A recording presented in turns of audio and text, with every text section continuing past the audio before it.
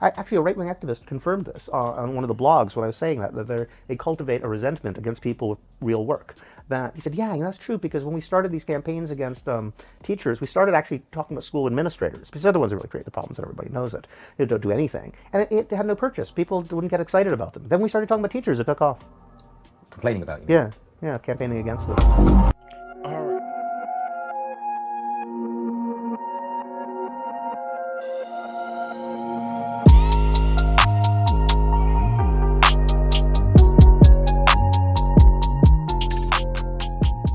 What's up, guys? This is me, Crimson6062. I want to say thank you to my patrons. If you want to help out the channel, please hit that like button and subscribe. Also, if you want to become a patron, the link is in the description. Please help this channel grow, and we can actually spread the word. That video recently about Rucker Berkman, and he was talking about how poverty isn't a lack of character, it's just a lack of money. And the thing about it is, he mentioned something. He mentioned David Graeber.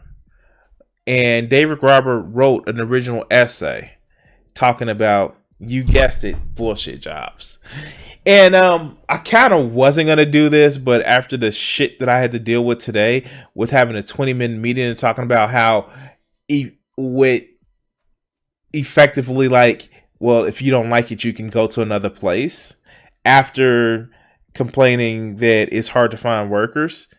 So in other words, I was told to shut up and deal with it. Well, I just thought this was actually pretty apt for me to go over today. So this is just the first paragraph that I'm going to go over the 2013 essay. And I'm going to leave the links in the description. I got to remind myself to link links in the description for the whole essay. But David Graeber on the phenomenon of bullshit jobs. In the year 1930, John Maynard Keynes predicted by the century's end, technology would have advanced sufficiently that countries like Great Britain or the United States would achieve a 15-hour work week. That there's every reason to believe that he was right. In technological terms, we are quite capable of this, and yet it didn't happen. Instead, technology has been marshaled,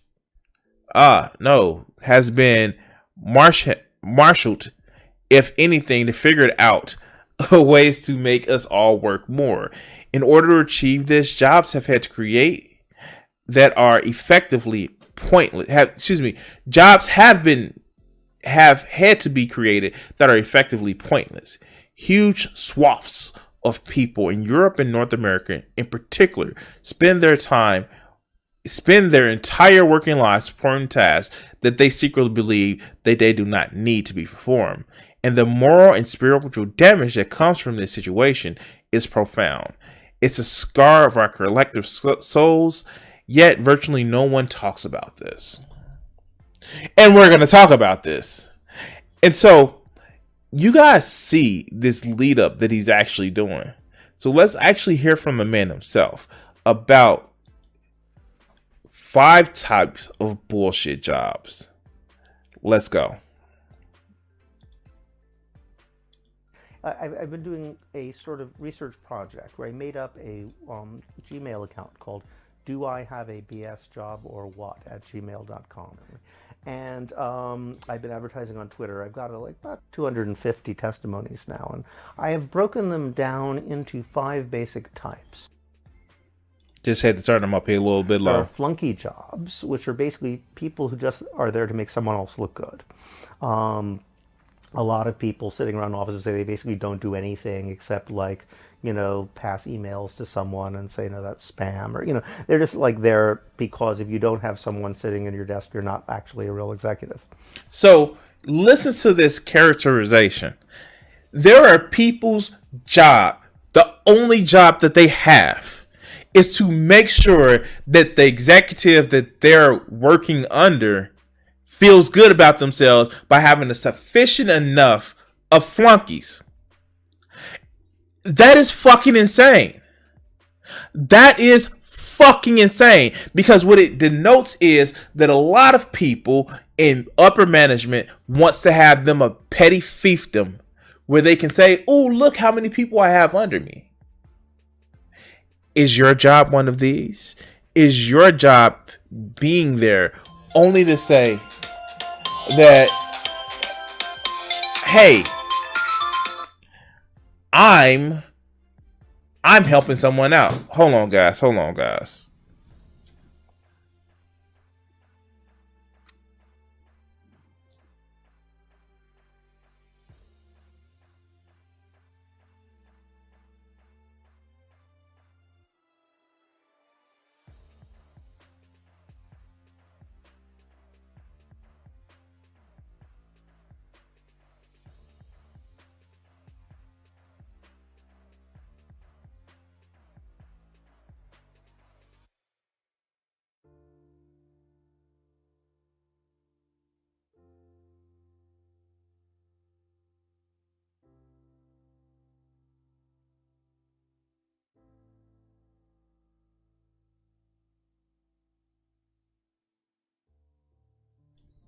My fault, guys. My fault. Hold on 1 second.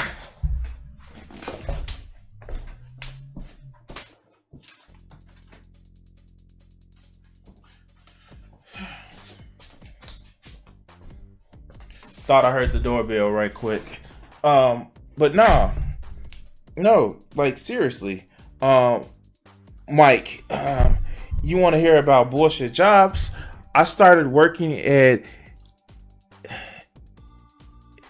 able-bodied labor when I was 16 years old for $15.50 an hour at a construction sites where people were getting 10 to 12 an hour, an hour table body.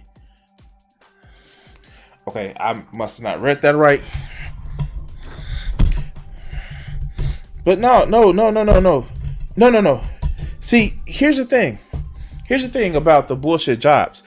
This particular one specifically isn't about people building something or producing something.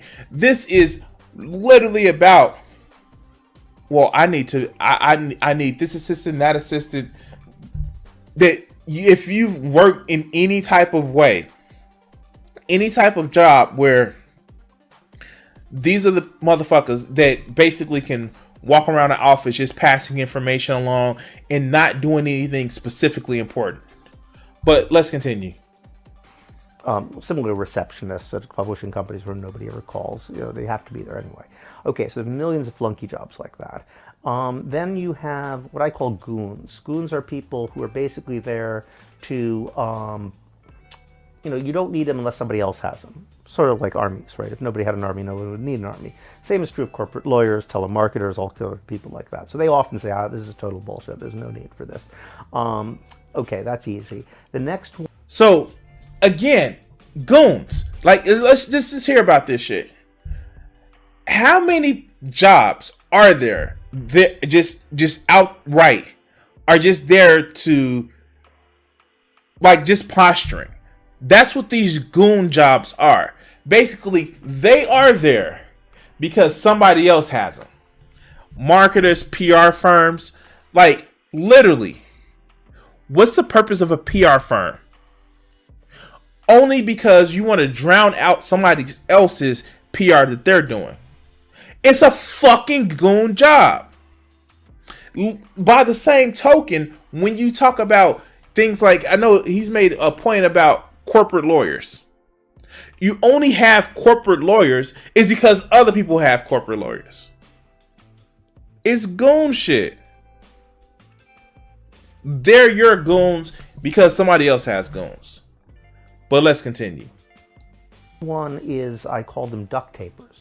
Duct tapers are people who are there to fix a problem that does not need to exist and everybody knows it. It would be sort of like if you have a roof in the house, instead of getting a roofer, put a bucket down and hire someone to empty the water every half hour. A lot of corporations do that. They'll hire someone just to deal with the damage of the fact that something is badly organized because it's easier than fixing the problem. So there's millions of those kind of people. Then there's again, listen to what he's saying. There are jobs where instead of fixing the problem, it can be a complete resolve. Oh no, we just need to mitigate the damages. What the fuck? Like, seriously. It's like instead of getting a let's use a different example. Instead of getting a plumber to fucking fix leaking pipes, they get somebody to come and put buckets under it. Instead of getting someone to, I don't know, completely fix the sewer system in a house or in a neighborhood, they get people to patch it.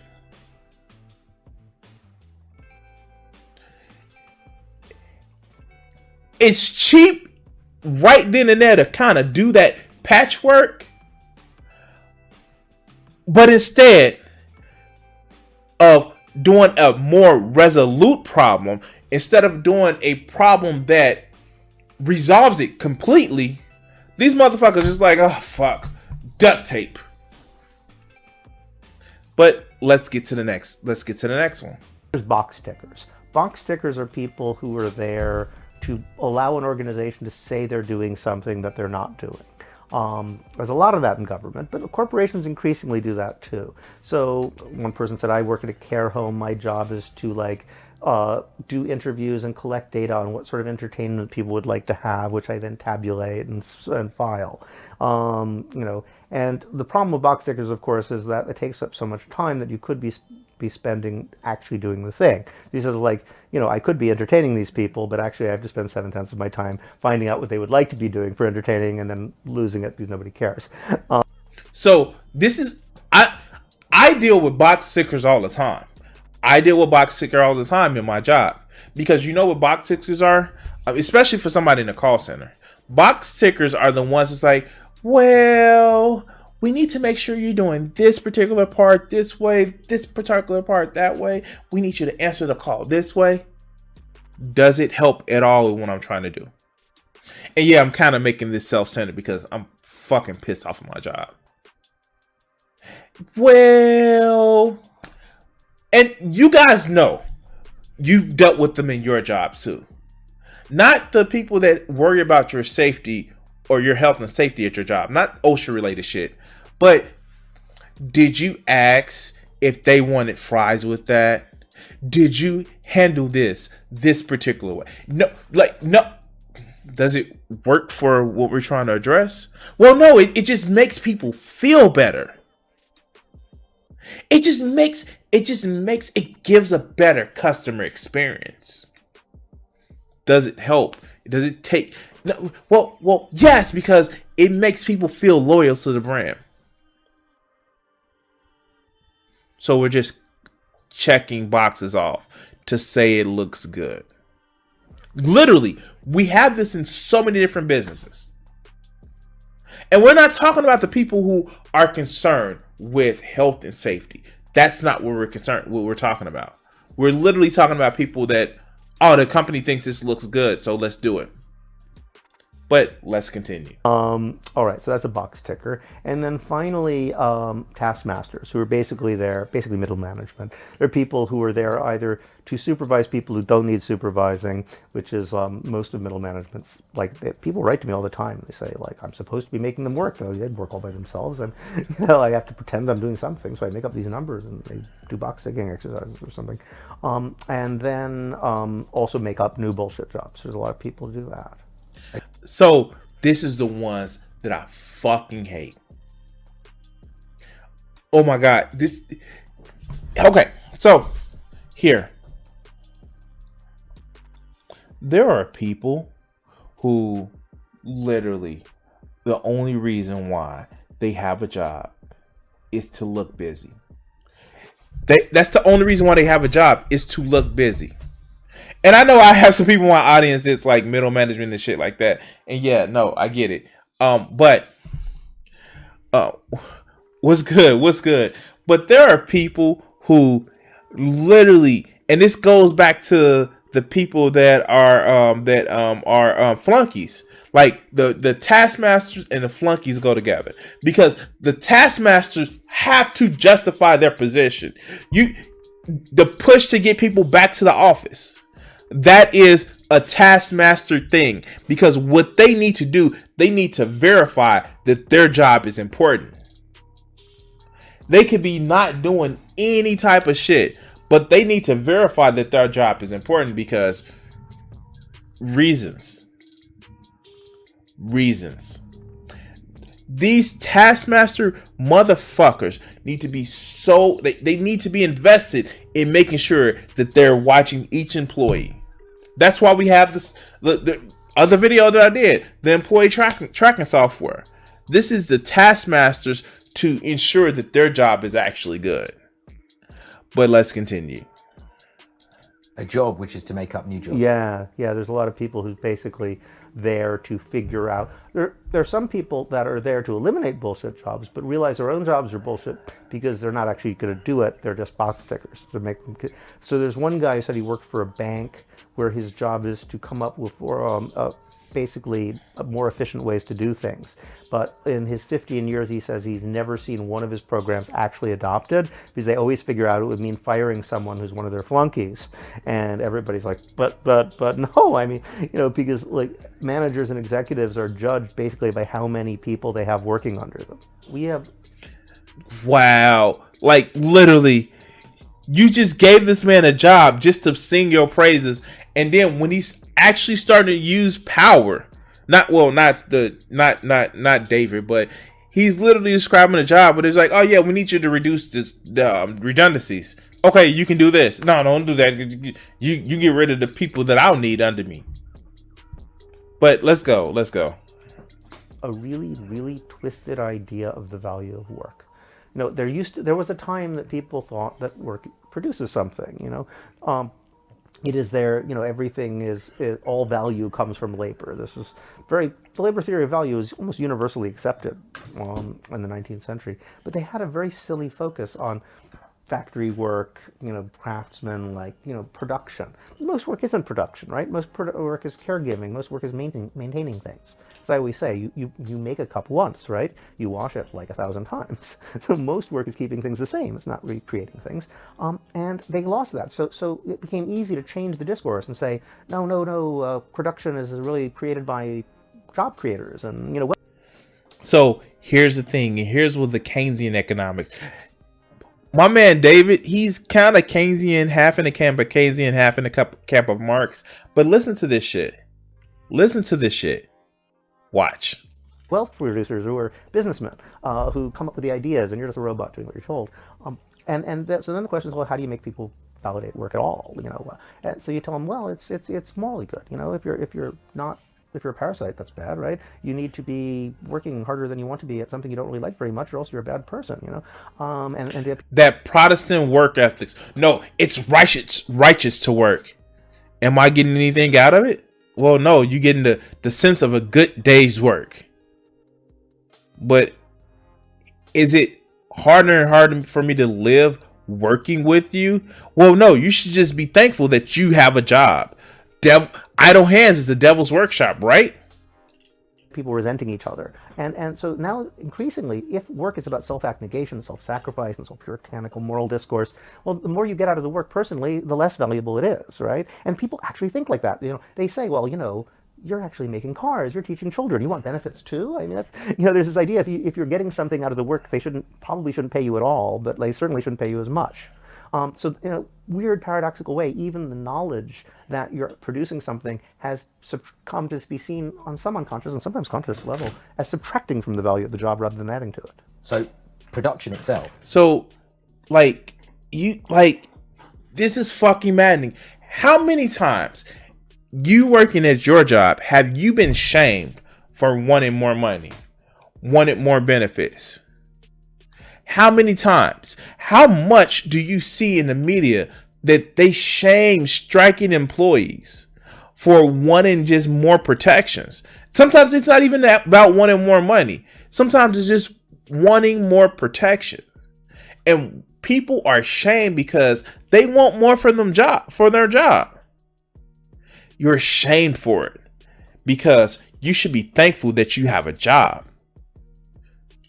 What?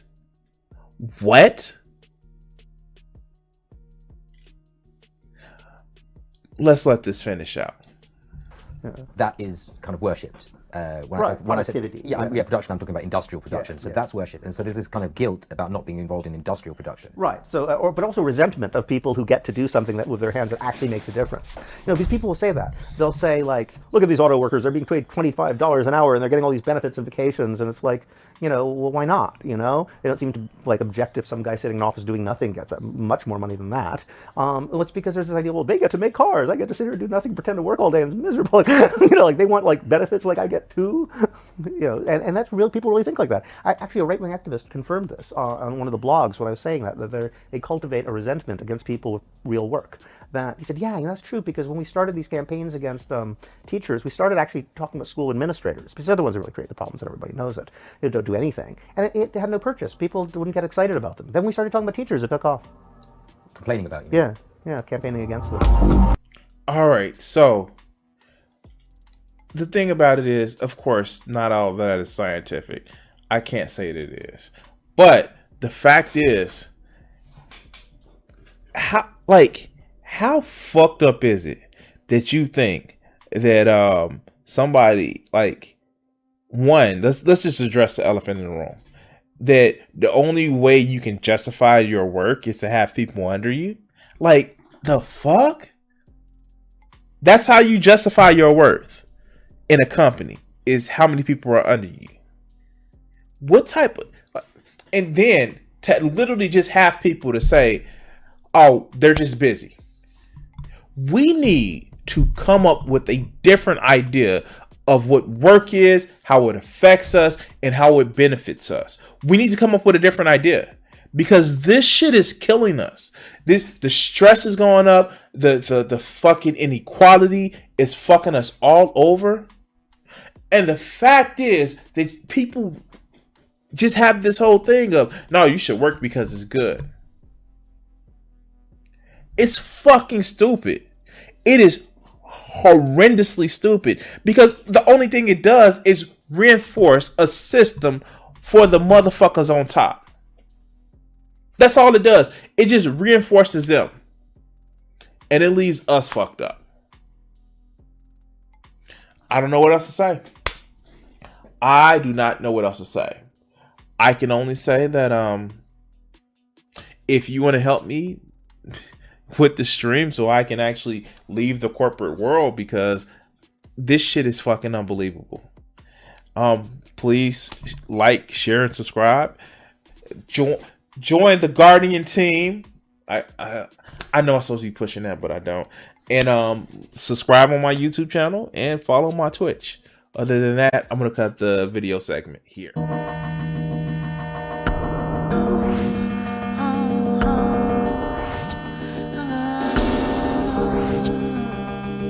If I gave myself the power